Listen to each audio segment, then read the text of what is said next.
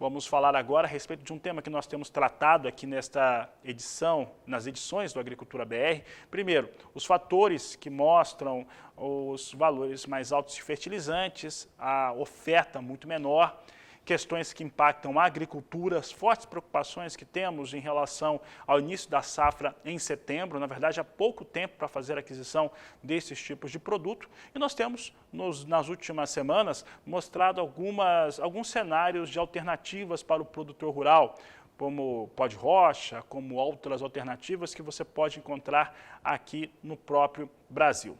Para falar a respeito continuar falando a respeito deste tema e principalmente como fixar nitrogênio no solo, nós vamos conversar agora com Marcos Adonai Castro, ele que é um dos fundadores da Biomath for All, e conversa conosco a respeito dessas alternativas. Marcos, obrigado pela sua participação aqui no canal do Boi, no Agricultura BR.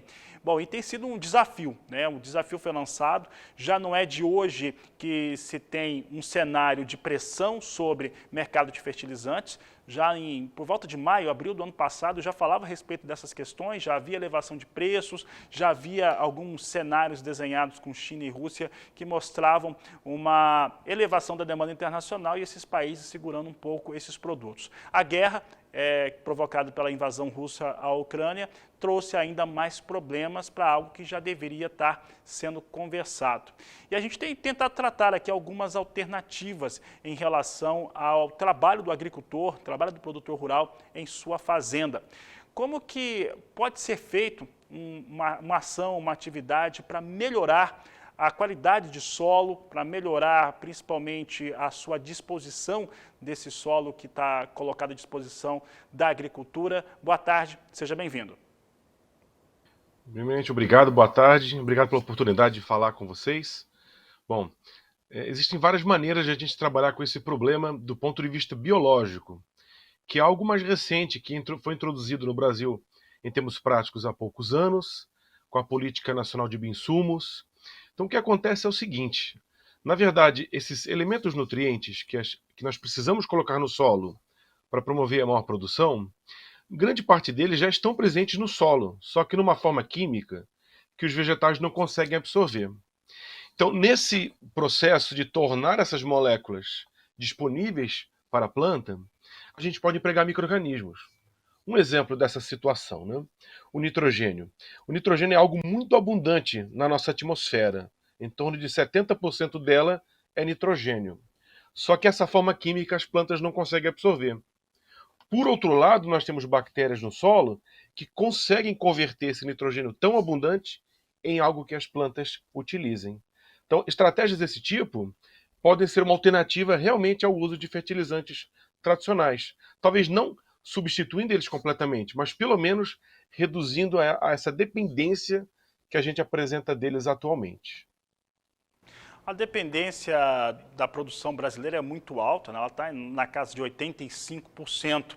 Essas ações, esses trabalhos com micro-organismos e principalmente a apresentação que ele traz de benefício para o solo, principalmente em fixação de nitrogênio, como que o produtor começa um trabalho como esse? Porque é uma mudança de protocolo importante, o produtor estava acostumado a comprar produto e colocar na sua propriedade, e aí é uma mudança de cultura. Mudar o protocolo é mudar a cultura. Como que começa um processo como esse?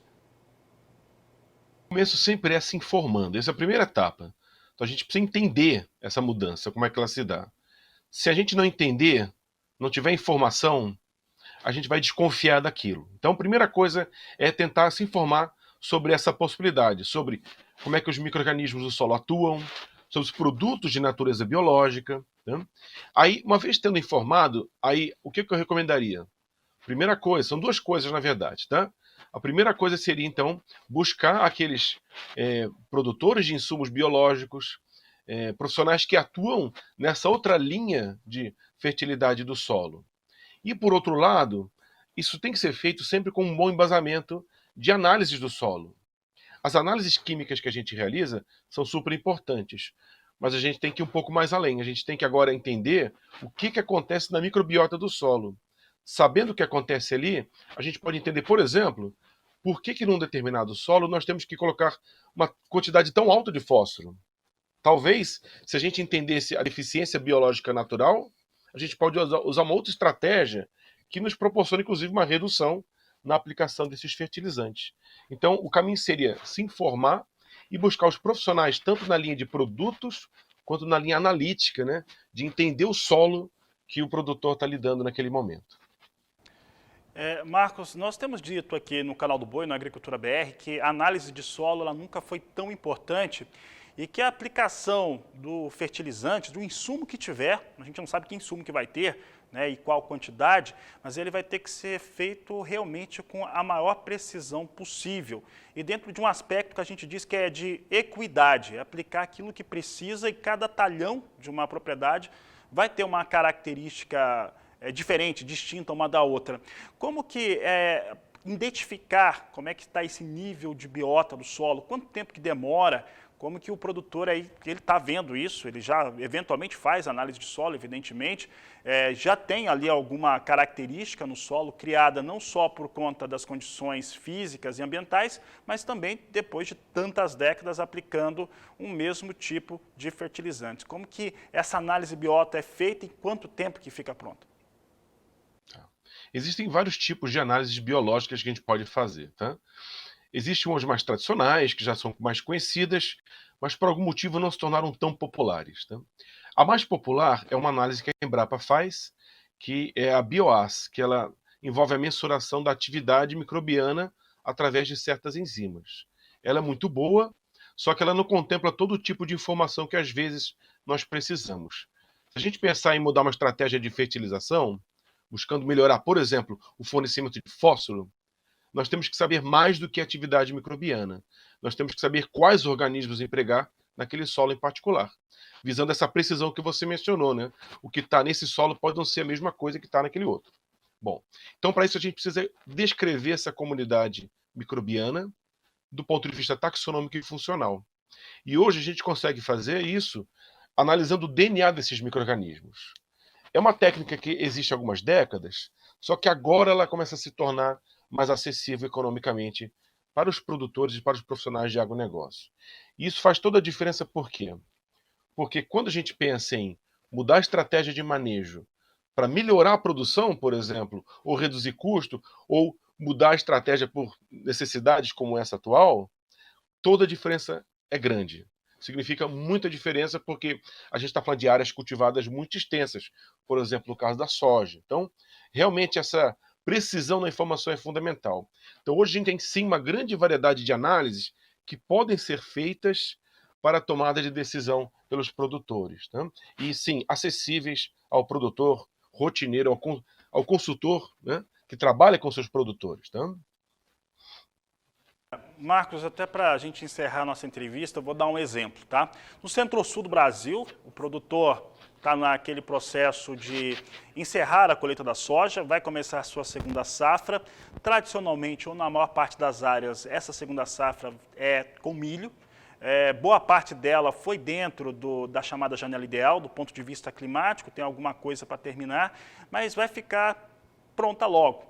Aí ele vem com a colheita do milho e ele deve ter alguma coisa de abastecimento de fertilizantes, fertilizantes químicos, os tradicionais que já são utilizados, e ele vai, muitos deles vão apostar também em alguns outros tipos de investimentos, como bioinsumos, como outras alternativas para trabalhar esse solo e ter rentabilidade, né? A grande questão aqui é manter as margens de rentabilidade no máximo que ela puder. A gente fez um cálculo, aqui a gente fala de cálculo de padaria, mas olhando hoje os preços que nós temos internacionais de fertilizantes, uma lavoura de soja pode ter aí um hectare a R$8.000. Então, podemos ter um cenário aí bem complicado em relação a custos de produção. Mas ele tendo um pouco de fertilizantes, os tradicionais que são utilizados, os químicos, começando o investimento em relação a bioinsumos, ele deve fazer isso em parcelas, a parcela que é utilizada de maneira tradicional, a parcela que ele está trabalhando já um novo protocolo, ele pode envolver as duas. Como que essa ação pode ser feita dentro de uma fazenda? Pode envolver as duas. Ele pode aplicar em certas parcelas. Os insumos biológicos são muito versáteis nesse sentido. Tá? Imagine que ele tem um estoque de um fertilizante tradicional de determinada característica. Ele pode complementar a aplicação desse fertilizante com um biológico que traga outras vantagens para aquele local. Então não há limites nesse sentido. O que eu recomendaria é, vamos entender primeiro o que está acontecendo naquele local. Por exemplo, a gente poderia usar o ciclo produtivo do milho, que vai começar agora, para fazer uma análise e entender como é que está essa microbiota. E aí a gente pode planejar o próximo ciclo, o próximo plantio de soja, por exemplo, né, lá no final do ano, já adotando uma estratégia diferenciada. E ela não precisa ser a mesma em todos os locais. Volto a dizer, a análise pode nos direcionar bastante em o que fazer em cada situação. Mas não há limites nesse sentido. Tudo pode ser feito desde que a gente entenda o que é necessário para aquele local, buscando o melhor resultado possível. Como você falou, né? Se a gente conseguir manter o máximo de rendimento já tendo atualmente, já vai ser um grande negócio nesse cenário que está se pintando atualmente.